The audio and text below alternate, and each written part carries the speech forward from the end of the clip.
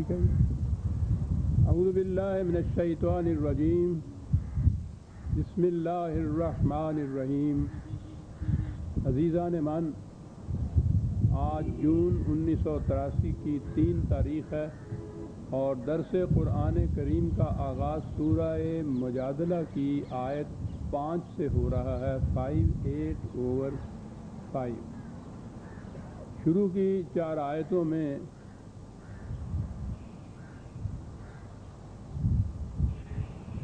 بات یہ بیان کی گئی تھی کہ ایک خاتون اپنے حقوق کے لیے رسول اللہ سے صلی اللہ علیہ وسلم جھگڑا کر رہی تھی اور کہا یہ گیا کہ در حقیقت وہ اپنی شکایت خدا تک پہنچا رہی تھی اور خدا نے یہ کہا کہ ہم سن رہے تھے تم دونوں کی باتیں. تو گیا یہ جو اپنے حق کے لیے ایک مطالبہ کرنا ہے، ایک دعویٰ کرنا ہے، وہ ایسی چیز ہے کہ اسے نبی اکرم صلی اللہ علیہ وسلم رسول ہونے کی جہت سے وہ کہ جن پر ایمان لا کے ایک انسان مسلمان ہو جاتا تھا اور جو مملکت اسلامیہ کے سربراہ اول بھی تھے، لیکن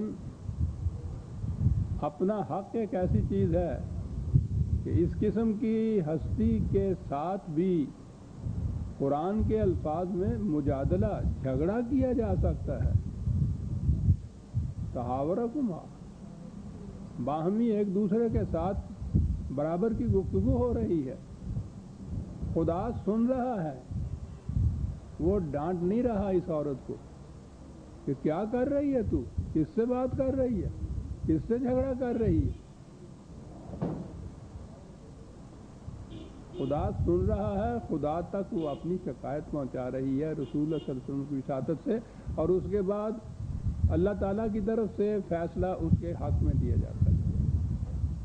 وہ شکایت کر رہی ہے کہ معنی یہ تھے کہ اس سے پہلے ابھی وحی کی روح سے اس معاملہ کے متعلق کوئی رہنمائی نہیں آئی تھی، اور اس کے بعد خود خدا نے اس کے متعلق حکم جاری کر دیا، اور وہ حکم تو قرآن کے اندر چونکہ آ گیا قیامت تک کے لیے غیر متبدل ہو گیا کہ جو لوگ غصے میں آ کے یوں ہی اپنی بیویوں کو کہہ دیتے ہیں کہ تم، اس زمانے کی جاہلیت کا یہ تھا، اور اب بھی ہمارے ہاں جاہلیت کی یہ چیزیں ہوتی ہیں. میں نے خود یہ دیکھا ہے کہ بیوی کے متعلق کہہ دیا کہ تو حرام ہے مجھ پہ، تو میری ماں حق دی ہے. تو جہالت ہے. تو اس جہالت کے ازالے کے لیے قرآن نے کہا کہ یوں مذاق ہی نہ بنا لو زندگی کے ان معاملات کو، کوئی تھوڑی سی سزا بھی بھگتو تو اس کے لیے کفارہ، جسے قسم توڑنے کا کہتے ہیں، وہ کفارہ نازل ہو گیا. تو گویا یہ حکم ہوا ہے ایک، اور یہ چیز ہوئی. قرآن نے خود بتایا کہ اس عورت نے جو اپنی حق طلبی کے لیے رسول اللہ صلی اللہ علیہ وسلم سے بھی جھگڑا کیا، خدا وہ سن رہا تھا تو اس پہ یہ اس کے حق میں یہ فیصلہ نازل ہوا اور فرمایا کہ تلکا حدود اللہ.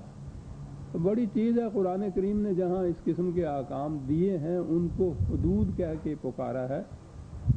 فقہ میں تو حدود جو ہے اس کا ایک خاص مفہوم ہوتا ہے کہ کہتے ہیں کہ وہ جرائم جن کی سزائیں خود قرآن نے مقرر کی ہیں انہیں حدود کہا جاتا ہے، اور جن کی سزائیں مملکت یا سلطنت یا حکومت مقرر کرے ان کو تعزیر کہا جاتا ہے.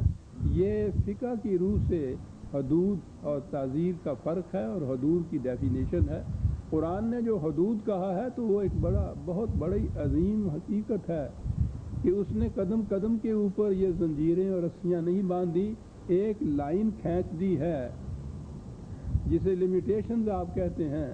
وہ ہے حدود حقیقت میں، کہ یہ ہے وہ لائن جس کے اندر تمہیں اجازت ہے، آزادی ہے، اس کو تم ٹرانسگریس نہیں کر سکتے، تجاوز نہیں کر سکتے اس حدود کا، اس لائن کا، اس باؤنڈری لائن کا جو ہم نے مقرر کی ہیں. اس لیے ان کو حدود کہا ہے قرآن نے.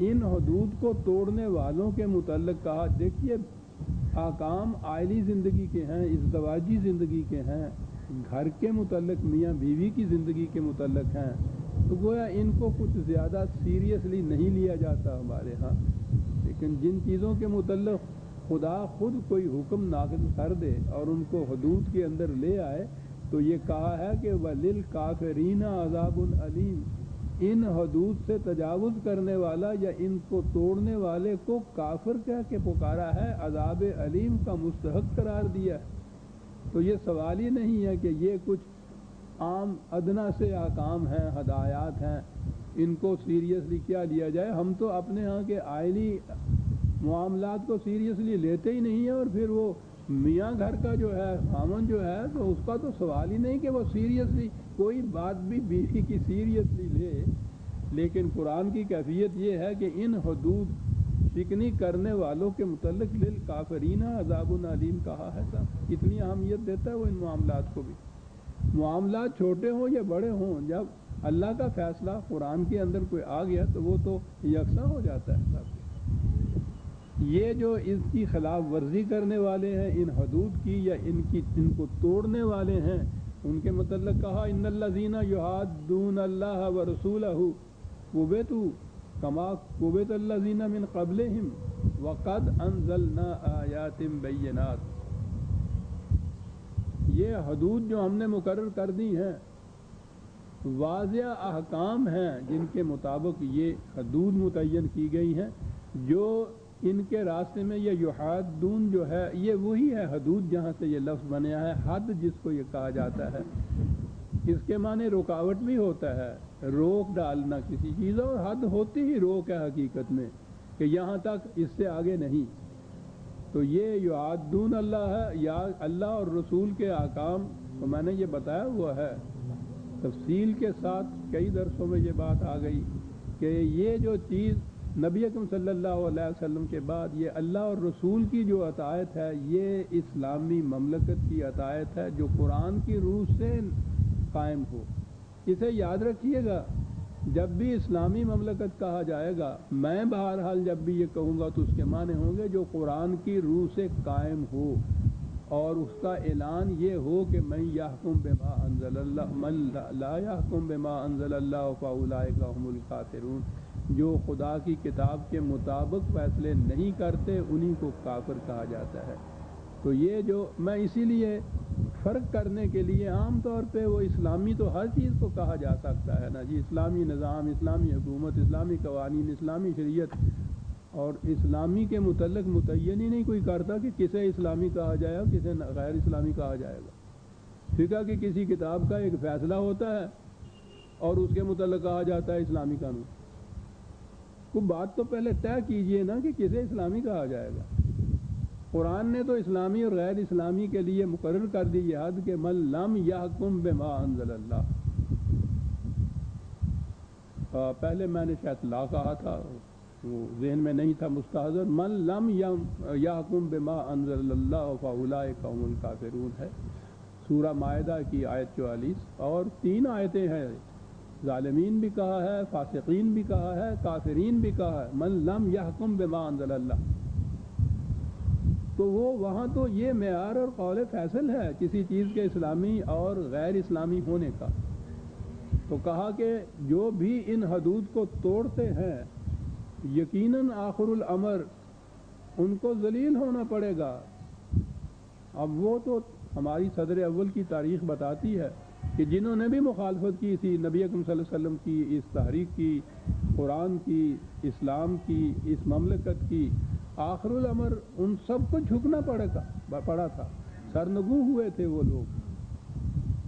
تو یہ جو قرآن نے کہا ہے کہ ان لوگوں کو یقیناً جھکنا پڑے گا، سرنگوں ہونا پڑے گا، ذلیل ہونا پڑے گا، اسی طرح جس طرح سے کہ اس سے پہلے وہ اقوام جنہوں نے خدا کی حدود کی خلاف ورزی کی تھی وہ بھی شکست خوردہ ہوئے تھے، ان کو بھی جھکنا پڑا تھا۔ تو یہ تو ایک ایسی چیز ہے اسلامی، قرآن نے یہ جو کہا ہے کہ ہو نہیں سکتا کہ کافر مومنین کے اوپر کبھی غلبہ پا سکے،